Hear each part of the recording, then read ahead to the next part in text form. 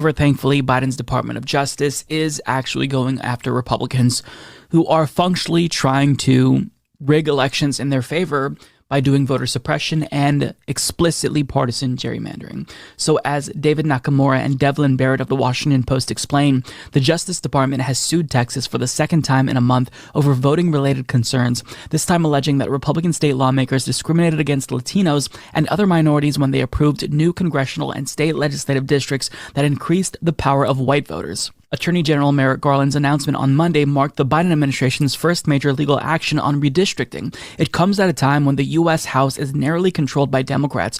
Many GOP-controlled state legislatures are tightening voting restrictions, and both parties are trying to draw maps to their own advantage ahead of the 2022 midterms and 2024 presidential election. While the Supreme Court has declined to put limits on partisan gerrymandering, it is illegal to draw lines that are unfair to racial and ethnic minorities. The 2020 census showed that the Texas population had grown dramatically over the past decade by nearly 4 million people.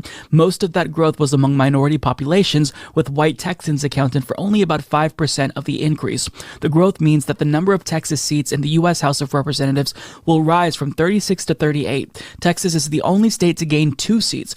Rather than reflect the surging Latino voting strength in the state, the Justice Department argues the new districts would unfairly and illegally dilute their representation. So they're pretty brazen about this. This is a very explicit attempt to disenfranchise Latino voters who would disproportionately vote in favor of Democrats as opposed to Republicans. Now, looking at a map, it really becomes even more clear how brazen they are. So compare the current map to the new map, and as you can see here, safe Republican seats have nearly doubled in Texas, but if district lines were drawn fairly, they would not have that many safe seats. They would lose safe seats given the demographic changes in that state. So the fact that this happens in the United States, and it has always happened, and it's getting worse, I mean, it should worry people. This is an erosion of democracy. This is a watering down of representation.